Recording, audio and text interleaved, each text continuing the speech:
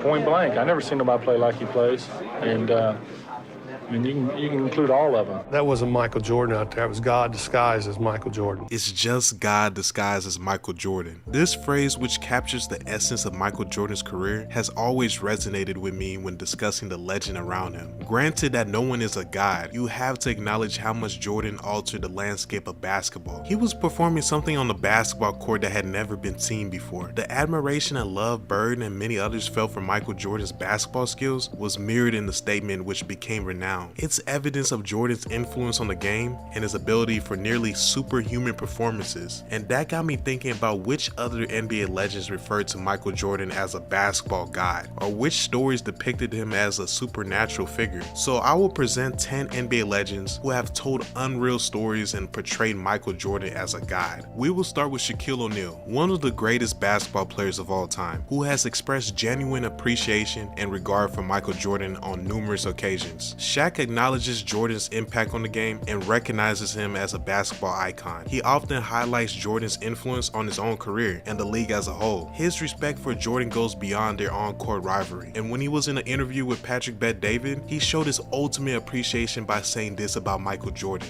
Was there anybody that you kind of avoided talking smack to because if you did, your spirit got bigger and they wanted to beat you, or? Michael Jordan. You don't want to mess with God. You gotta stay away from Mike. Leave that man alone.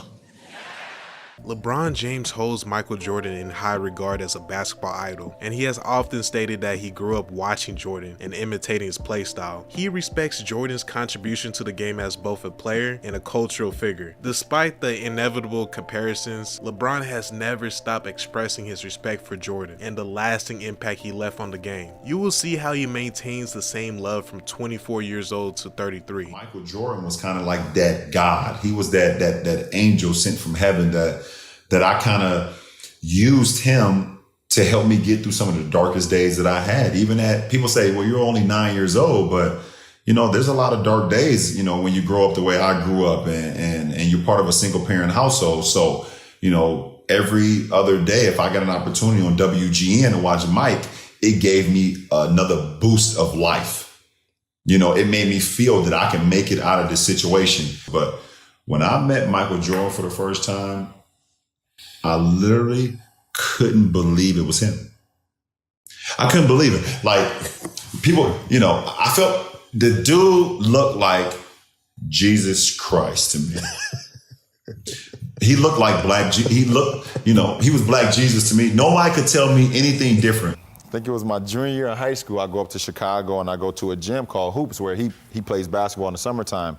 And before they play, they say Mike always, you know, used to lift before they played.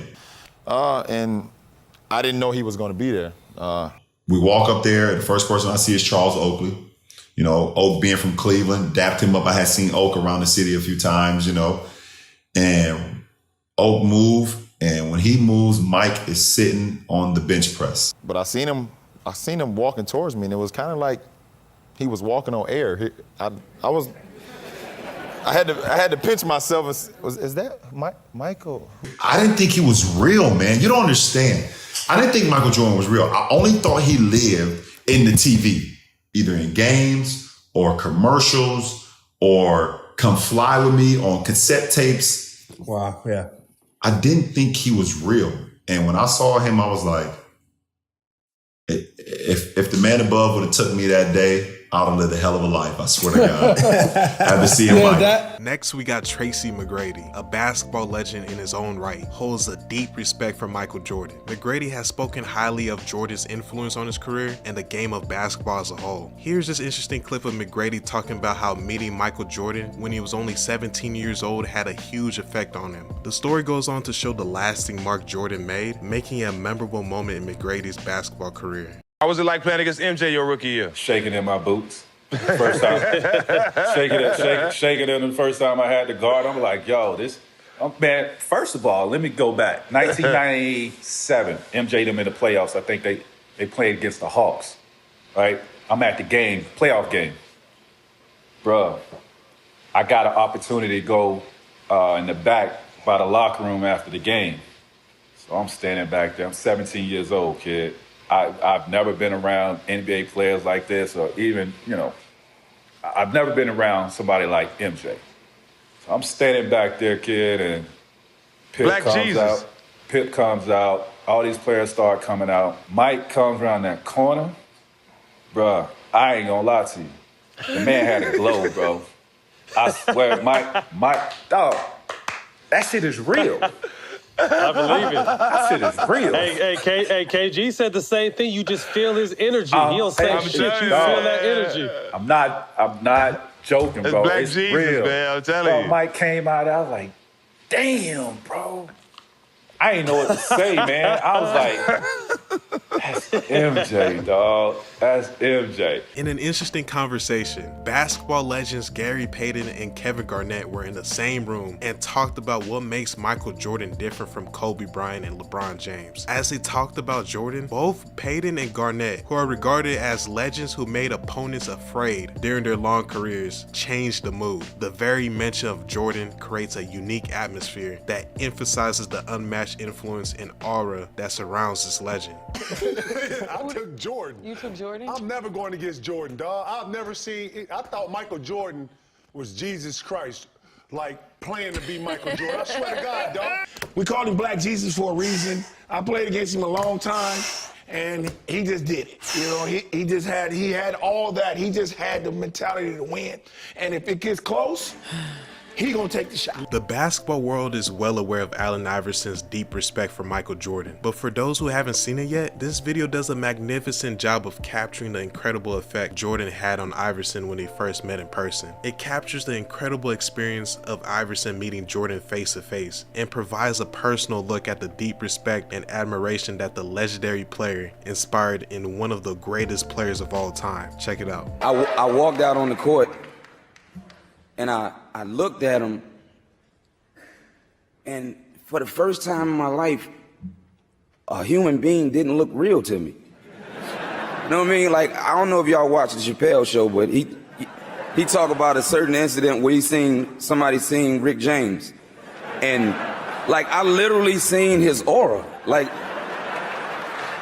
looked like he was glowing.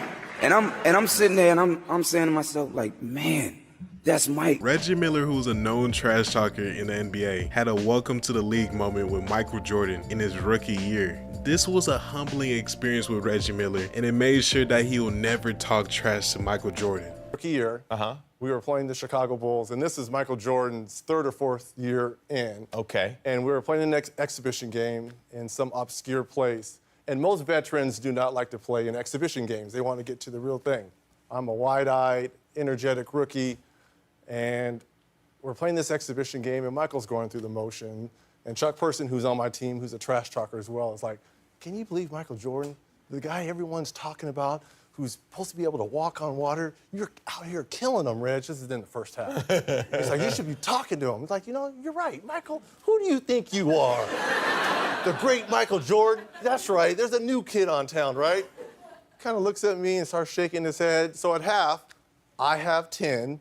And he has 4 points, right? I'm doing all this talking. He's like, okay. Into the game in the second half, he ended up with 44, and I ended up with 12. So he outscored me 40-2. And as he's walking off, he's like, be sure and be careful. You never talk to Black Jesus like that. Okay, I'm so sorry. I'm so sorry, Black Jesus. I'm so sorry. Did you ever do it again? Never to Michael Jordan. Never to Michael. Okay, there is one legend who refused to call him Black Jesus and wanted all the smoke no matter what, and that was Kobe Bryant. Kobe had super high respect for Michael Jordan and knew that Jordan had the blueprint for the game he wanted to emulate. They had a mentor and mentee relationship that was my favorite in all of sports. In these clips, you will see the amount of inspiration Jordan brought to Kobe. You know, so like, I tell you, like when I was in high school, and I used to work out with the 76ers. I used to ask him, what's it like to guard Mike? You go, Mike? You mean Black Jesus? I'm like, what the fuck? Black who? Oh, we call him Black Jesus. Or you can call him Black Cat. I'm like, I'm gonna call him fucking Mike. That's his fucking name. So the level of fear that he inspired in others was insane. Wow. And I would tell him, I said, when I face him, we're going to go at it. He says, oh, you don't want to do that. I'm like, what? Man, you don't know me, man. And so when we matched up, I think he understood that. And, you know, when I was 18, my first year, he got the best of me a bunch of times. I was right there the next play. You're not intimidating me. Yeah. I'm not going anywhere. And I think he saw that level of respect because I think he was the same way at 18 years old. And that common bond is what I think, you know, where our connection was built. We step out there on the court, we're taking heads off. There's no, I don't want to hear it. Like, I don't want to hear Michael's the best player in the world. I want to hear they call him Black Jesus. I don't want to hear that. You don't have to show me, right? Yeah. So that's that. All right. Now let's go back to what Larry Bird meant by his famous quote. In 1986, Michael Jordan scored an amazing 63 points against the Boston Celtics, considered by most to be one of the greatest teams in NBA history. Even though the Celtics had a great defense, Jordan came into their home court like a one-man army. His amazing play still holds the record for most points scored in a playoff game, showing how skilled and determined he was. Jordan reached a level of greatness during that game that left fans in awe. It was an important moment in the story of his known career. That wasn't Michael Jordan out there. It was God disguised as Michael Jordan. Rephrase that, I mean to cut you off. God in the basketball uniform. After the game, Larry Bird would say, I didn't think anyone was capable of doing what Michael has done to us. Nobody like him. Point blank. I never seen nobody play like he plays. And I mean, you can include all of them. It's hard to believe a guy scored that many baskets and they lose, but I know we started Dennis Johnson out on him, and then we went with Danny Ainge, myself, which it was really easy then when I started guarding him. Then Bill Walton, and we was trying to run him to help all the time, but he had his outside shot going so well that he really didn't need to penetrate that much. Got it! 63 for Jordan! And before I show the last legend, here is Zion Williamson, who shared his story about the first time he met Michael Jordan. You get to see a player who never played against Jordan and never got the chance to watch him play live in his prime years talk about a presence he never felt before. And then after that, I have a very interesting clip of Michael Jordan's former coach, Doug Collins, sharing how the fans were when Michael Jordan was just in their vicinity. When I met him for the very first time, it was at All-Star Weekend, my rookie year, and it was at his Jordan Brand party. Yeah. And it's like you said, like you can't describe that. You can't describe that feeling you get. It's one of those, that's him. Yes. And he don't even play no more. Like you like, that's him. Like, yes. That's the guy. Yes. So I mean, it's like you said, it was like meeting Black Jesus or something. Like that's him right there. It's almost scary when you go on the road to see the reaction that people give Michael. I mean, the kids that come to the hotel to try to catch Michael getting on the bus, and he's got to get on the bus, and the look of disappointment on their face when they don't get his autograph. The response. I mean, there was a great picture from the Portland paper.